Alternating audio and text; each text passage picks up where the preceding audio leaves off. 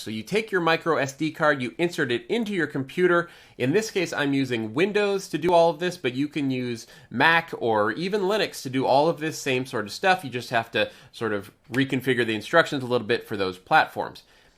If you're following along in Windows, I have full instructions for all of this on the Crosstalk Solutions blog. That will be linked down below. So if you want to follow along and it's easier for you to read text rather than listen to me jabber on about it, go to crosstalksolutions.com, click on blog, and then click on the Getting Started with Raspberry Pi 4 blog post. Okay, so in this blog post, we have download Noobs and flash the micro SD card. That's the next step. Now, Noobs is the new out-of-the-box software package for Raspberry Pi. And essentially, Noobs allows you to install not only Raspbian, but a number of other operating systems that you might want to play with for Raspberry Pi as well. So it just gives you a little bit of extra exposure to what is possible with Raspberry Pi versus Raspbian is just the straight up operating system and you don't get that extra exposure. Once you have your micro SD card inserted, we need to format it. If you have a brand new micro SD card that you just purchased,